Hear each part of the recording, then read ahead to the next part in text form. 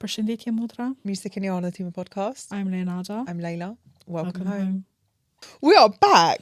Yes. It is 2025 and we are back. 2025. What are we doing this time, this year? What we got planned? Loads of things. Loads of things. Well, we're coming back bigger, harder, more confident. So how was your winter break? Because I know you don't celebrate Christmas, but how was your winter break? What was your New Year's like? Yeah, it was really good. Christmas Eve, where was I Christmas Eve? I was with my mum, with my parents, my family, just spending it with them. I was there for a couple of hours because actually I needed to help my mum with some stuff. So I went over, and then Christmas Day, me and my husband just stayed at home, just chilled, made dinner. And that was about it. And then it was my birthday, 31. Woo! For the first time in my life, I actually was excited for a birthday. I feel like in my 20s, especially after 24, 25, I just felt like this sense of doom each time my birthday came around. And I think it was because I felt like I just never achieved anything in that year. Like I didn't achieve this huge financial success, or I didn't start a business or whatever it was. Like every single year I felt like I just always put myself down for not achieving a lot of things. But I think I did such a disservice to myself because every single year I did learn something new.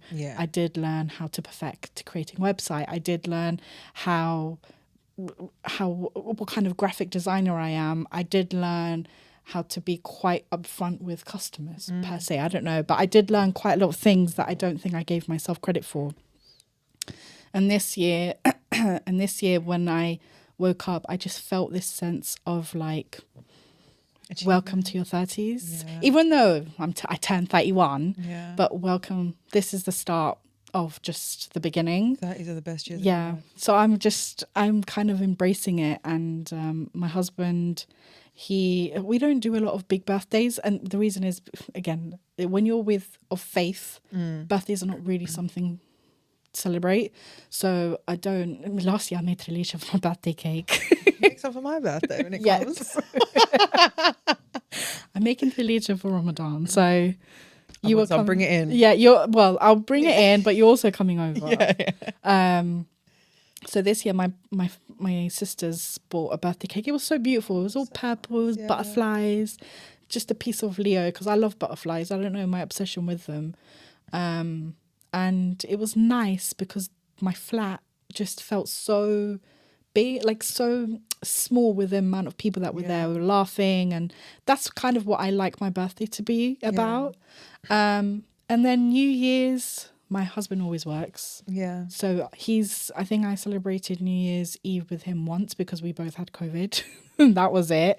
But I've never celebrated it with him.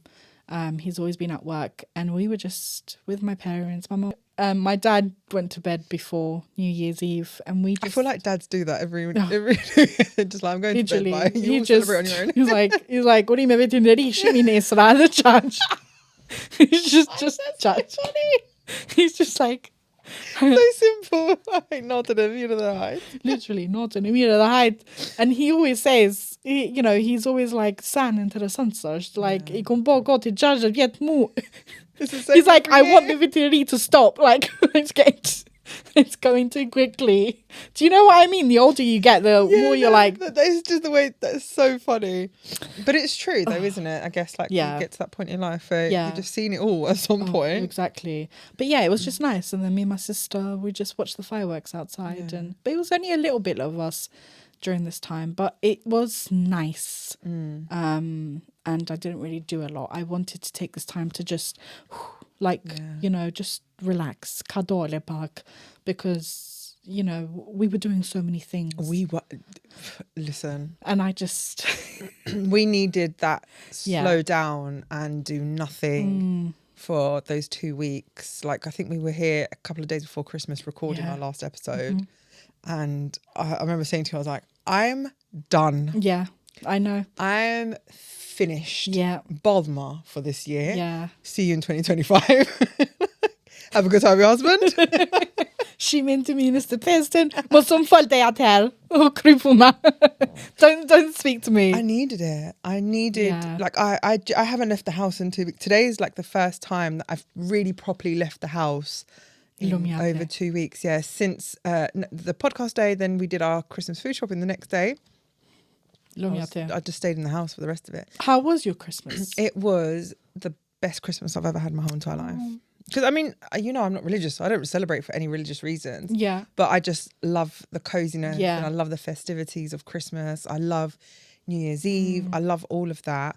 But, I mean, as always, my Christmas is just, when it was just me and Bella and I was single, it was just the two of us. And now with Dan, it's just the three of us. And all we did was, we just spent the whole day just listening to music, opening presents, laughing, joking, dancing in the kitchen whilst I was cooking. It was just bliss. Is the best way to describe it. It was just pure joy and happiness, and I couldn't stop. I was just saying all day, I was like, I'm so happy. That's so nice. And like me and Dan, all we did the whole time was just chill and watch films. But that's what you deserve it. Yeah. And then like every now and then Bella would come downstairs and join us, because she's at that age now. She's like, you two are really boring, because like, all we do is watch like murder documentaries. Or I don't know if anyone else has, this is so like off tangent, but I don't know if anyone else watches this old couple in Azerbaijan. I think that's Oh my god. Yes. And it's like being back home. Oh my god, it's beautiful. Like it's they live amazing. in mud, and like they show like a proper like old traditional lifestyle. And to me, it's when I watch it, it's just, I know, I can't explain it. Like it's just serenity. You know, it's like watching your grandparents. Yeah, absolutely. And it's funny because whenever we watch it, I say to Dan, like every second word, I'm like, that's just like in Kosovo. We do that in Kosovo. She's probably like, bitch, you've told me. Stop. It's like a running joke in our house. Though. She goes, do you do that in Kosovo too? I'm going to get the knife out the door. She's like, oh, I know. I do that in Kosovo.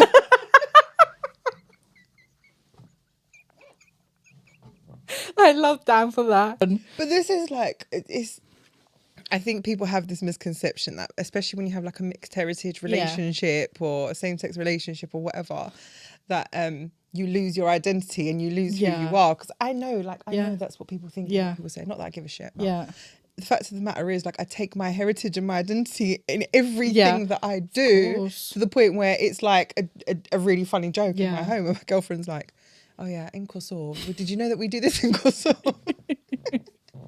So Christmas was just super relaxed. Just the three of us. As I said, I don't leave the house. Yeah.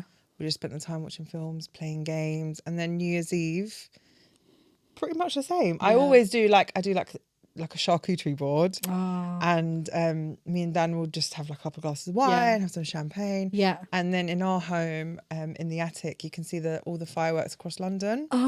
Yeah, all the way down to the London Eye. It is stunning. Oh my god. So stunning.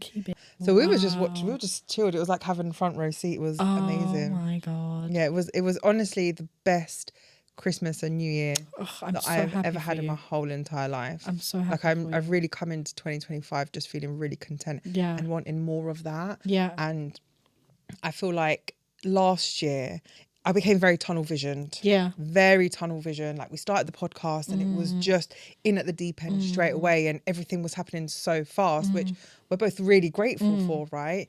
But it meant that I became really tunnel visioned on working on the podcast and all of my other work. And that meant that I kind of forgot that actually there's a life outside of it. Yeah. And these last 2 weeks, just really slowing down, taking my time was exactly what I needed. Yeah. Like I felt like something was missing. Like I felt like I was missing some kind of connection, like even to my small little family, you know, because it was as if like I was never getting to actually see them and never really getting to spend quality time with them. And the last 2 weeks, I just thought I need more of this. Yeah. Like when me and Dan returned back to work, I was messaging, I was like, I miss you. I hate this. This is horrible. This is horrible, because I got so used to like we hadn't spent time like that together in such a long time. Yeah.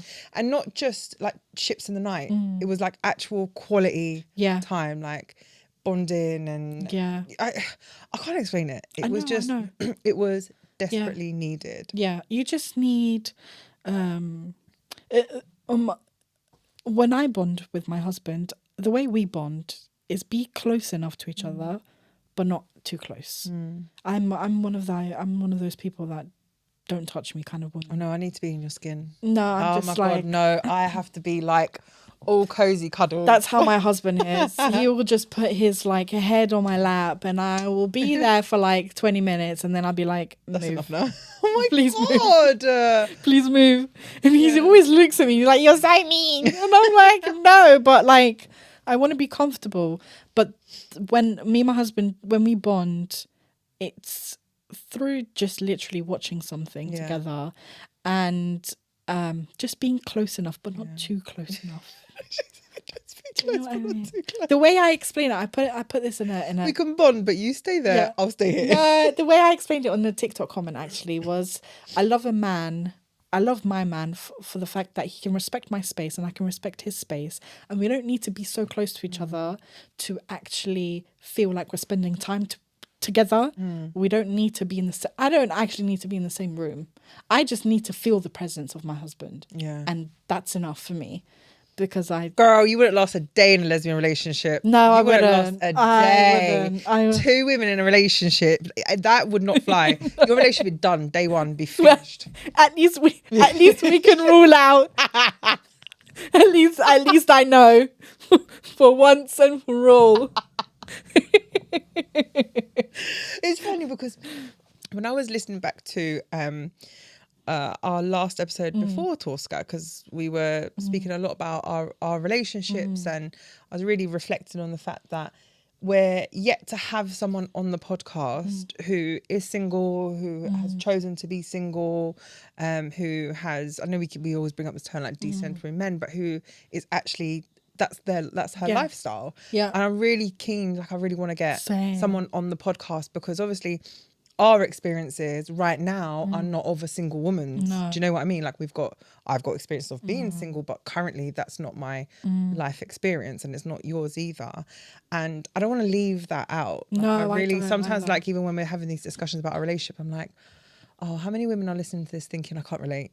Yeah, I know. So listen, if you're out there, listen to this right now, and you are single, whether it's by choice or whatever, and you want to come on and talk about what it's like to be a single Albanian woman and you just, those expectations are not your lifestyle anymore, hit us up. Please. Yeah, Please. Because we are always up for learning. I always want to know how someone goes through life with that choice. Because when you realise the toxicity of patriarchy and capitalism and how it works against women, it becomes really hard to live. And I think we said this, you and Chris were mentioning this in the episode with Chris, where when you wake up and you see patriarchy for what it is, it's so hard. Yeah. It is actually hard to live, because it's easier to just accept the patriarchy and just live with it. And it's not, especially when you are from a culture where the expectations are so heavily weighing on you to be married and to be in a relationship and to have children and, you know, to be doing all of those things. I want to talk to the women in our community who have chosen, or who are single, and that's just their lifestyle, and they are like almost, I guess, battling against those expectations. Yeah. Because as much as, I guess I definitely don't have a traditional Albanian life. Like, I think that's very clear. Like, I'm still in a relationship, and so therefore how I go through life right now isn't as a single woman. No. And I still want to, so I want to bring those voices into the pod. Yeah. Me and you we've got different lifestyles between me and you, but we've also got different lifestyles between, you know, a lot of Albanian women. Absolutely. Well, I think the whole point of the podcast was it wasn't to be a representation of all Albanian women. That's impossible. It's impossible. It's impossible for two women to represent all women everywhere. Otherwise, we would just be fake. So it would just be fake. You can't represent every single woman in the world. Like, your experiences are going to be different. Exactly. It was opening up this space to women who do have these different lived experiences in our community, and to finally have their voices heard. So please, if you've got a story to send us, or you want to come onto the podcast, I'm speaking to you. do. If she looked directly in the camera, she means business. She means business. I'm talking to you.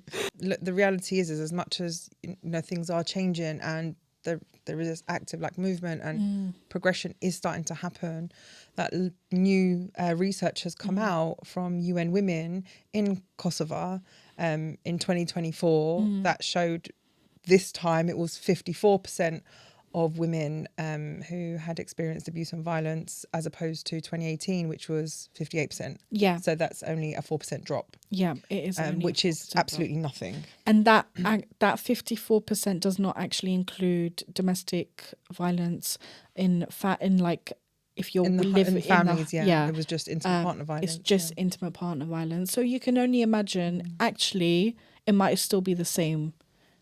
Yeah, the same, but. This specific study was done for gender policy in the country and to see what policies Kosovo is actually implementing. And these policies were in conjunction with the UN and European Union. And then the UN Women did a whole research. What did they find? So to start with, of all the domestic violence cases in 2022, now, I wish we had up-to-date research, but this research takes a long time to do. And it's because a lot of women don't actually come and talk. Yeah, too terrified to talk. But the cases that were reported to the police, 81.5% were all women. Between 2019 and 2023, 23 women died at the hands of domestic violence. And these are the only ones that actually we know of. Because if you think about it, we come from a tradition which is shuj mos fal, kavdek, shuj mos fal. And a lot of things are brushed under the carpet, which this research actually also highlights. The fact that traditions is still outweighing policies and laws that are in place in Kosovo. And it's biased even within judges and police. So it is actually slapping Kosovo in the face. UN Women has heightened what Kosovo is doing wrong, because yes, they've made that step in implementing laws, actually making them, but not actually implementing them. And that goes right from the police officer all the way to the judge. So in 2023, 84 cases were reported of sexual harassment. I can only imagine how much there actually are. I think the one thing that Kosovo is missing out, especially in schools, is teaching their girls how to identify sexual harassment. I feel like a lot of women in our culture, a lot of women in our ethnic group are taught to just go along with it. Well, see, this is the thing. I'm listening to you saying that, but I do think most women do know what sexual harassment is. I just think that they're scared. They don't have the space to speak up about it. And another thing that the research picked up on is the social norms. Social norms, traditions, culture is what is not allowing people to report domestic violence, sexual harassment, whatever it is, even emotional violence, financial violence. It's all of those things. So, it just goes to show that culture, social norms, traditions is really what is putting at risk. Yeah, and this obviously, because this research was carried out in Kosovo itself, it doesn't take into consideration the lived experiences of women in the diaspora. No, because they will be very similar. Because it sounds like we're just pinpointing Kosovo as if it doesn't happen in the diaspora. I know. Let's be very clear about that. Yeah. That it absolutely does happen, and it's very prevalent in the diaspora community too. It does, but what is so disappointing is that no one has actually taken the time to do research on the women in the diaspora. And we've been saying this from the beginning of this podcast. We really, really need them to do. Desperately. We need someone. I don't care how. Either collaborate with us. I'll do the research myself. I'll just knock on people's doors. But it's, and I think an Albanian woman has to do the research in collaboration, because absolutely, it has to be a buy and floor. No one is going to talk to some United Nations woman that does not relate to the culture, knows absolutely nothing about their lived experience with their Albanian husband in the diaspora. I wouldn't do it. You wouldn't do it. No. Why would someone else do it? No. So it needs to be an Albanian woman. They need to be safe. And this is the thing. When you're in the diaspora, it's not as safe. Safety is so hard to feel because not only are you not in your home country, like not in your motherland, but you're now in a country where the language is different. It's not your first, and this is for all of us. It's not your first language. You're not quite sure if it's quite safe enough or if you can trust people outside of the community. You don't know who can be a friend and who can't be a friend. And we've already discussed like how much like xenophobia and racism, you know, our ethnic group faces on a daily basis. So how can you believe that someone else is going to be kind and compassionate to you if you are experiencing abuse and violence in your relationship or in your family? Exactly. And then women are also gaslit by their husbands or their brothers or their dads, like, don't say anything because they'll take your passport, they'll take your kids, they'll send you home, they'll put you in prison. And that's just not the case. It really isn't the case. But I've seen it time and time again where women are staying in that really dangerous situation because they think that the government will take their kids and she'll be sent back home. Well, it's to implement terror and fear, isn't it? It's to implement that's perpetrator behaviour wherever you go in the world. And I think I'm really conscious as well of the fact that a lot of the lived experiences that we have discussed on the podcast have been from both of the couple are Albanian. But there are loads of Albanian women, thousands out there who are just like me, who had mixed relationships and they too were experiencing domestic abuse. And I'm really keen on letting our listeners know and the women in our community know that this is everything we talk about is with Albanian women at the centre, regardless of who you're dating, regardless of whether they're an Albanian man or they're not Albanian, or whether it's a man or a woman or any gender, however they identify, that regardless of who you are dating, your lived experience as an Albanian woman is really unique. It's very unique, and the intersections that you have and how you're trying to move through the world is not going to be the same as a white English woman. Exactly. It's just not. No. An Albanian woman dating outside the culture is not the same as a white English woman dating outside of her race. No, exactly. Because the dangers that come with it are completely different. Because not only do you run the risk, like speaking from my own personal experiences, not only do you run the risk of abuse and violence from family members, but then my husband was also abusive and violent as well. Exactly. So it was like twofold, you know, and then you're stuck in this situation where you're like, where do I go? Exactly. Who's going to help me? Exactly. And it's terrifying, and it's so sad for these women that are in the diaspora. Even if, for example, they're like me and you, brought up in the diaspora, and like in your experience, it still is valid in this podcast, because we centre women, we centre Albanian women. Doesn't matter who you've been with. I could care less. I don't care if you've been with a tree. Like, you're still your experience is still your experience. We listen, we don't judge. We listen, we don't judge. That's for our WhatsApp messages. So in this study, they also explored the different legal frameworks that has been introduced in Kosovo as well, didn't they? Yeah, they explored all these frameworks because these frameworks were put into place to actually protect women in Kosovo. So one of them is the Istanbul Convention, which was founded in Turkey because the femicide in Turkey is quite high and it's still increasing. And the EU implemented it in their policies and also recommended that Kosovo also do it, and it's been live since 2020. The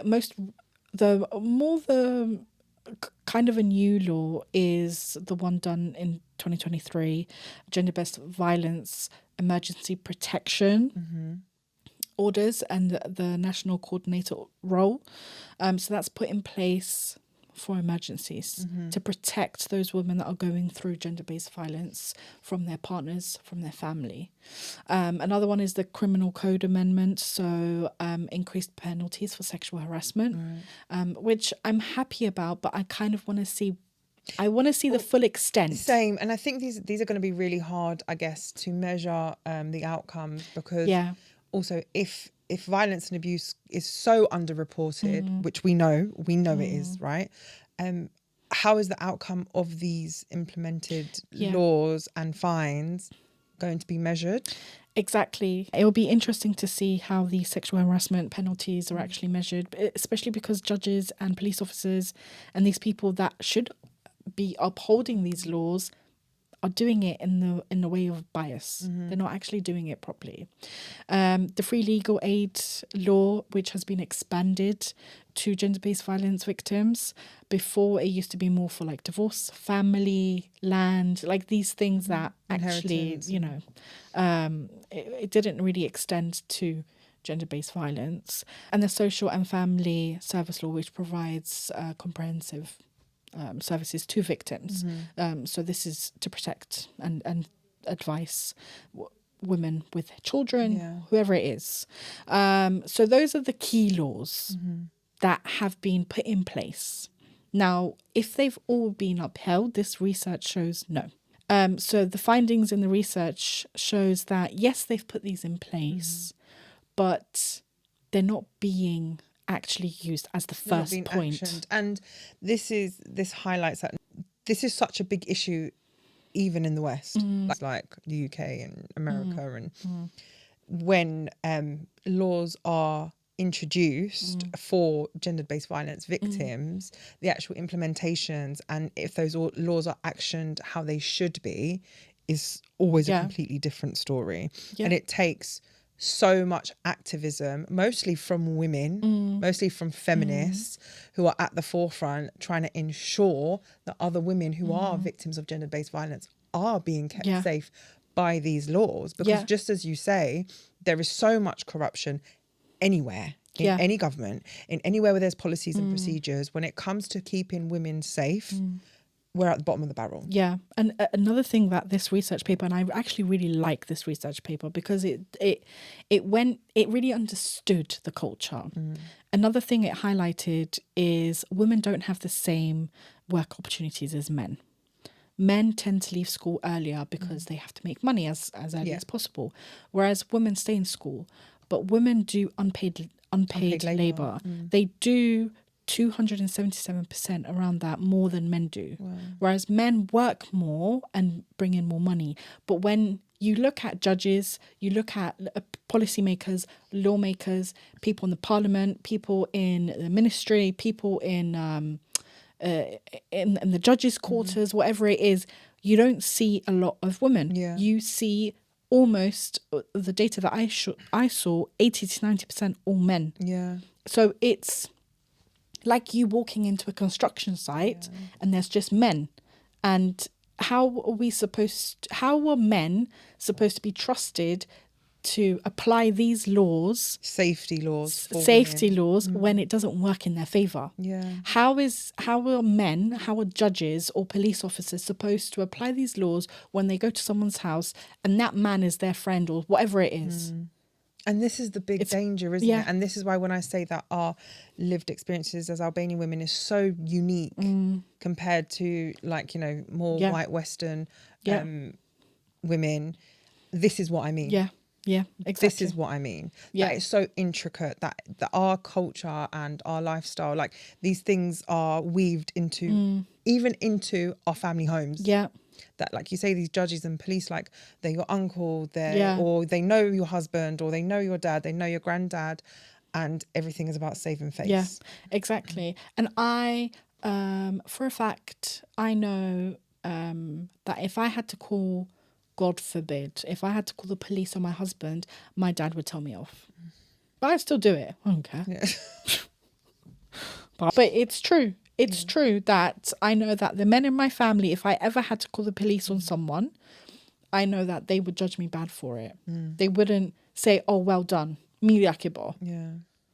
But I know that a lot of men in our community, they're scared. They know, they have this sense of relief that they've scared the woman and not to call authorities. Because we protect the men in our community. Regardless of what abuse and violence they're perpetrating. They're not just enabled but protected too. Yeah, exactly. Do you know what? It feels like we're fighting against like this impossible battle that we're never going to win. Because this study obviously highlights, you know, the state of play back home, but this is everywhere. Everywhere. This is only mirroring the rest of the world. I know. And that's terrifying. Yeah. That means that no matter where we go, this is going to be our lived experience. And how on earth are we ever supposed to feel safe as women if everywhere we go, it's men making up these rules? Never back down. Never back down. If not in our generation, then our kids' generation. If not in their generation, then their kids' generation. And even though I know it will take longer because we live in a world where greed, patriarchy, I'm better than you, I'm bigger than you, I'm smarter than you. Oh, you're just a woman, you don't know anything. I'm kind of sick and tired of just allowing men to be men. I just fuck off. No, I think that's very clear that we've had enough. Yeah. I think that's so clear that women everywhere around the world have had enough. So enough. Invading my space, first of all, thinking you can speak to me without an invitation. Fucking depressing, bruv. I was supposed to come into this like, yay, 2025. But instead we've come into it like, oh my God, when is it ever going to change? But you know what though? It makes me more motivated because now we can say, okay, we've got this research. We know exactly who wrote it. We know this research is credible. It's from the United Nations. This research does not lie. It does not lie. It highlights. And this is the first piece of research that I can say without a doubt that actually magnifies that Kosovo has a huge issue with letting go of traditions and Besa and the canon over policy and stuff. For me, sometimes the worrying part is when I hear the discourse of when these topics are discussed out in the open about our community, is the fact that like it demonizes our culture instead of actually openly having these discussions and saying, you know what, you're right, like this is a big issue and something does need to change, because for as long as no one actually accepts that this is happening, or for as long as people don't accept that this is happening, this is a reality for a lot of Albanian women, not just back home but wherever they are in the world, nothing's going to change. No. Our women are always going to be at risk of abuse, violence and femicide. One thing I will say is a research that I was actually reading stated that the women in Kosovo and in Albania are so much more advanced than the men that it brings this fear and control and obsessive control of from the men over the women, because you can't control an independent woman. You can't control a woman that makes her own money. But neither of us would allow anyone to put us down. I support myself. Fuck off. Now I wouldn't. Yeah. But I think it's easy to say like an independent woman wouldn't allow that, but it's actually it does happen, and it happens a lot more. A lot of the time perpetrators are not actually seeking out, I guess, what you would think is a weak woman or a quiet or submissive woman. A lot of the time perpetrators do want an independent woman so that they can break her down. Yeah. Which is such a... Why? Yeah, so there's like a misconception that if you're independent and you have your own finances, that you're somehow not at risk. But for as long as men are doing this, all women are at risk, regardless of their financial status, regardless of whether they've been to uni, or regardless of what job they do. All women are at risk from men. Yeah, you're right. Yeah, and it's a terrifying, it's a really terrifying thought, and it's absolutely fucking depressing. It is. It's absolutely sorry to start the 2025. I don't know if anyone was expecting this, like, woo, new year. But you know what? We have to start this way because we've had enough. Bolubo. Like, when is it kur? Kalzam kur. Yeah. Kalzam abur. Kur. Like, kur dan me mledh, man. Like, when that happens, tell me. When I see you getting passionate about it, I'm like, you go girl. No, but and I think I'm happy we started this year this way, because we're bringing back the focus. Yeah, exactly. We're bringing back the focus and bringing back the why of why we started this in the first place. We started this. We're changing the world, bitch. No, you're absolutely right. It did have to start this way, I guess, because it's like starting as you mean to go on. Yeah. Bringing the focus back to why this is so desperately needed. Exactly. And why a service that is specialised for Albanian women is so desperately needed. Yeah. And we can never forget, actually, what our main goal is. Even though we've met so many people, we've been to so many events, and we've, you know, I love the fact that I know more friends now that I've ever known in my entire life. Like, I know more Albanian people now that I've ever known in my entire life. And I'm so grateful, and I love it, and I feel so like we can do this. But at the same time, it's not about, you know, nilly-dilly, having fun, and not, because it's not fun. What we're doing is not fun. No, it's serious. Gender-based violence is not fun. No, it's fucking serious. Oh, I love being Albanian. I love the fact that I was born in this culture, and I love our culture. I love our language. I love everything about us. But what I do not love is the fact that they've tainted our culture and made domestic violence, sexual harassment, all this kind of like bullshit around women's place in our culture, when it was never that. It was never that. And we know that through history. It was never that. Research also highlighted the fact that inheritance, land ownership, only 19% of women in the whole of Kosovo actually own their own land. Wow. And it's because of the, you know, the man. Everything is inherited through the man. And it just shows that men are given this power over women, and women have nowhere to go. They don't have a place at their parents' house. They don't sometimes have their own finances. They don't have the support of the government. There's only 8 shelters in Kosovo, all underfunded. So it's a mess. It's a mess. No, it is a mess. And because you're saying, like, when will it end? Like, cool. But it's never even going to begin to end for as long as we act ignorant and for as long as we say, this doesn't happen. Yes, it does. Like, I'm so tired of repeating the same thing over and over again. It does happen. And for as long as we act willingly ignorant to it, no change. Yeah. No change is going to take place. No, what I'm saying, personally, what I'm saying is open your eyes. Open your eyes. If you've got a sister, if you've got a daughter, open your fucking Do you know what? You don't need a eyes. sister or a daughter. No. You just need to be a human being. Exactly. You just need to have empathy, enough empathy for another human being to know that abusing someone is not okay. No one gave you a right. No one gave you a right. So what do you think this means for us then? So if this research has come out and has highlighted all of this, what is it that we can do, I guess? I think, well, first is what we're doing, which is actually talking about this research, because I had to search high and low for this. And you don't really find a lot of people talking about this. Another thing is continuously talking about it, like Chica.org. Chica.org do a lot of research, and I love them for it, but they also do a lot of billboards. They are They do a lot of campaigning. They just do so much campaigning, and I love them. Shout out to them. But it's speak up, whether that is literally anonymously with us, whether that is with a trusted friend, whether that is with a trusted person in power, that was someone that can help you. Just speak up. Just know that your experience is valid. Your experience is valid. The next things that we can actually do is team up, start making, calling on our government, start making changes, and never ever letting go of, never, just keep Don't forget the trying. why. Don't forget the why. Don't forget the why.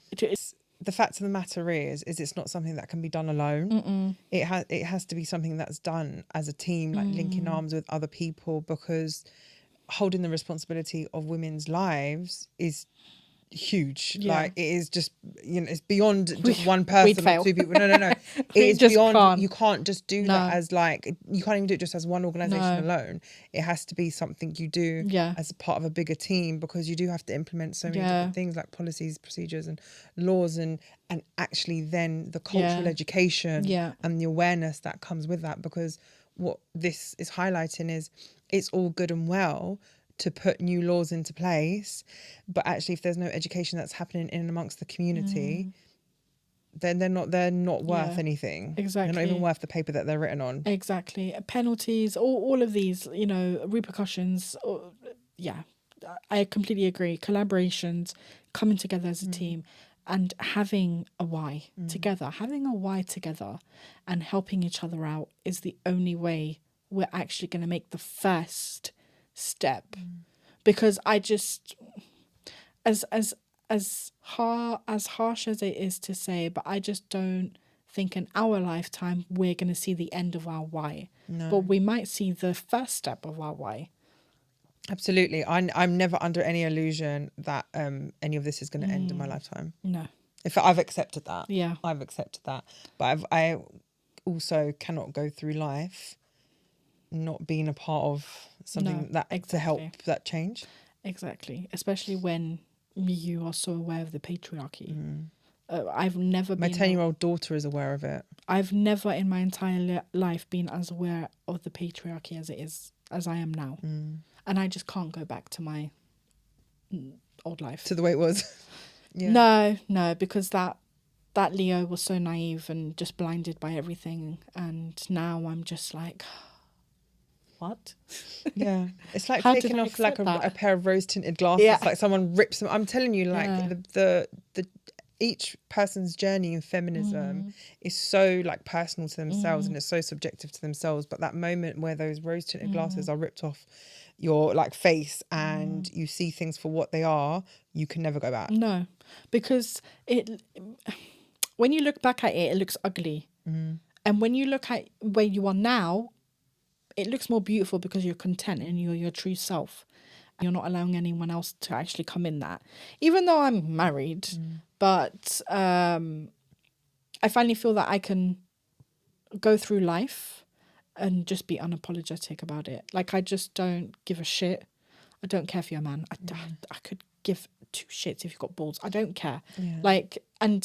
But before, I always felt a sense of less than when next to a man. And I always just felt a sense of like, oh, they know better, so blah, blah, blah. And now I'm just like, fuck off.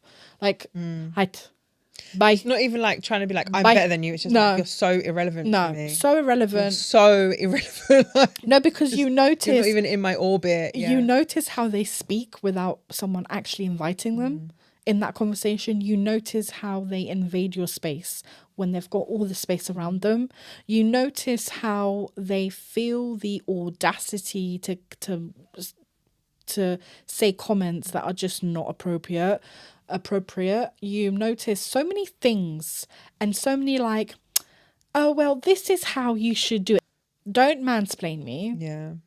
Sorry. So much passion coming out of me. Sorry. It's like once you see it, you can't unsee it. No. You can't. That's just, and that's how you just end up moving through life as a feminist afterwards. Yep. So needless to say, we're starting as we mean to go on. Yes. Bringing everyone back. Collecting everyone again. Like, this is why we're doing what we're doing. I feel like we're doing... Sorry to be so depressing, but this is the state of play. It hasn't changed yet. Yeah. Since we started this podcast. Yeah, well, I feel like we've been around forever, but we haven't. Yeah, well, and we always said we're not going to sugarcoat anything. No. We always said we're not going to sugarcoat anything. Yes, so many exciting things happened. We welcomed so many guests, welcomed so many stories, and we've got loads of amazing guests coming on, and we've got so many amazing things happening that will take us one step further to actually bring change and put us in rooms with the people that can bring this change into realization.